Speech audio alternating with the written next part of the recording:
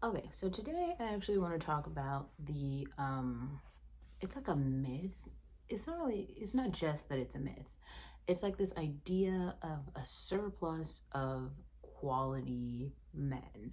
Now here's where this comes up. So if you didn't know this, both both of my cats, I named them after my favorite supermodels. So my black cat is Gisele Bruna. There he is right now. He just won't leave. Anyway, and so I made him like a little Instagram account, and now here's let's do give some context so that we're all on the same page. Um, Gisele Bunchen is like a German super. Okay, no, nope, don't do that. No, please don't do that. No, okay.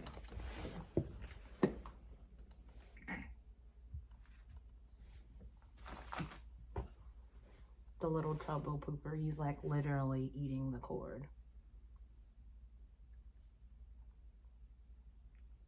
He's not sorry. Not at all. Anyway, so this is the one. Guilty as charged. Anyway, so I basically created a little Instagram account for him to post some of his favorite things in him. And like I was saying, so Gisele Bunchen is like she's like a really famous supermodel, a German supermodel. For a while she was like the highest paid supermodel ever. She was like breaking all kinds of records, closing all kinds of shows. She's great. Anyway, so she was married to Tom Brady. So why do I have to mention this? Because I feel like this is actually a very real thing. Gisele's career has nothing to do with Tom Brady. You can be on the side of like supermodel history and it has absolutely nothing to do with Tom Brady. Like Tom Brady does not have to be included, but the men just won't let go. Like they won't let go. It's so strange. There's like a roast of Tom Brady. He's not even in the NFL anymore. Or is he? No, he retired. And they got a divorce. So they're not even together anymore. And still, like, Gisele's legacy obviously like lives on. Like she was prolific. Like she broke records for like the number of magazine covers, the number of fashion shows she opened, closed, the number of campaigns she got, the highest paid, cosmetic campaigns. Like she's pretty legendary. This has nothing at all to do with Tom Brady. So I named my cat after Gisele. This is like well into them being divorced, at least like 2 years. And a whole bunch of people from Tom Brady's team start liking the kitten pictures. And I was like, wait, what? I did not tag Tom Brady. I didn't like, the cat is not named like Gisele Brady, just nothing. Like, what the fuck? And I'm thinking, like, why do they care about the kitten? The whole point of the kitten is like it's named after supermodel Gisele. This has nothing to do with Tom Brady. And then I saw a bunch of other people make videos about this. So I saw Melanie, she's made a couple videos about this where it's just like, it's about baby trapping, right? Where like a lot of people say that Travis Kelce is trying to do this with Taylor Swift, that what is his name? Blake Lively's husband did that with her. But there are these really high-powered men who are like taking women when they're at like the peak of their careers and just like dragging them down. And I really think that that's a thing. That's a thing. Initially I was like, no, nobody wants to do that. And now I think that that's a thing. And I think that Tom Brady did that to Gisele because just look at what he's done after that. He's like literally dated Irina Shayk, who is what's that that Latin American soccer player, the one who's like super popular. That's his ex-girlfriend. Then he also dated Emily Ratajkowski. He's like a modelizer, and it makes sense. But it's also like, why won't they like stay out of the fashion spaces? You know what I mean? Like, I don't think that these things are, this is another reason why, I mean, I feel like I've said it before, but it's really frustrating. Like, I can't even have a cat occupy some space without like this hitting the manosphere. Like that's kind of freaky and it's scary. But so what does this have to do with today and what's going on today? So I saw that P. Diddy gives an apology. People have made many critiques about this apology video. I saw it too. And yes, I think it's bullshit. But here's some other things that happened that I thought were very interesting. There is a surplus right now in like kind of like celebrity publishing where people are posting videos of like couples doing regular ass shit. So it's like Rihanna and ASAP Rocky go to dinner to celebrate a graduation. This is some shit that like you and I would do. It'll be like Blake Lively steps out to the grocery store. What? Like it's just it was like Justin Bieber walking down the street in a slipper. And I'm just like, wait, what? Like, what? Or I don't know if you guys have heard this. There's like a whole thing about like grocery hauls where like people are describing grocery hauls as like luxury items. So if you're able to do a grocery haul, then you are living it up. You have access funds. Wow. The times that we're living in. It's kind of nuts. But then I also saw, well, I didn't see this because I feel like it was King Combs, but so one of Diddy's sons comes on and is trying to defend his dad. And it's basically like, this is something from 2016. They have already worked through this. And here's the part, I thought Aber and Preach made a really good video that I think you should go watch if you care to like unpack some logical talking points. Diddy has come out a couple times like since the lawsuit, all these lawsuits have been coming out, and he's been like, everybody's slandering my name, everybody's slandering me, everybody's lying on me, right? And everyone, not everyone, but a lot of people have come out with like receipts, facts, videos. So like there's that Tisa Tells girl who she pulled out so many receipts. It was just like, remember when, so P. Diddy was in this club, I guess someone had entered his section who he didn't want to enter, and he shoots at the person, but he ends up like missing the person and just hits a random woman in the club, shot her right in the fucking head. She doesn't die, but she sues him for like attempted murder. She wins the case, but he starts fucking harassing her for 10 years. For 10 years. He shot her in the fucking face in a club in New York. It was him. She's like, I saw him point the gun at me and then shoot me. And this is a black woman, and the whole thing, it was just like so fucked up. And he's like literally trying to come on and whine, talking about how he's gone to rehab and he's a better person. No, he's not. Like, he's not a better person. Like, he's like actively doing things like denying things. And I think what makes it so awful is that like we can all see the video and we can all see what happened. Even though Cassie's New York Times article was pretty descriptive and pretty brutal, but I mean, we have to talk about the illiterate masses who don't read anyway. So like they didn't read it all the way through. They didn't even read it paragraph by paragraph, not even like a couple like, you know, wiki notes, nothing. They are literally just getting their takes from like YouTube clips and TikTok shorts. So the rest of us who actually read over like what happened, it's like a lot. Like he was basically like sex trafficking Cassie, and that's only one person. And here's the strange thing about this, is why I made that video about the Combs twins. Like, why are they able to go back to school knowing all the shit that their father did?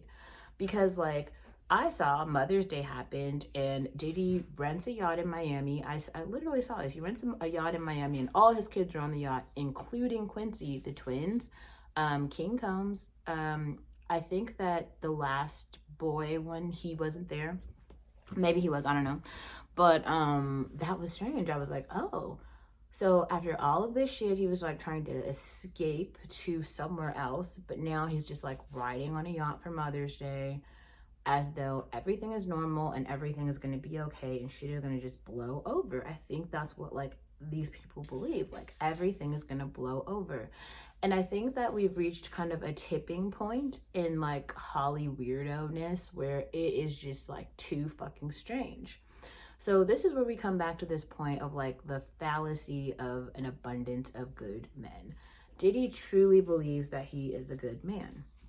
And there are going to be people who defend him. There are already people who have defended him.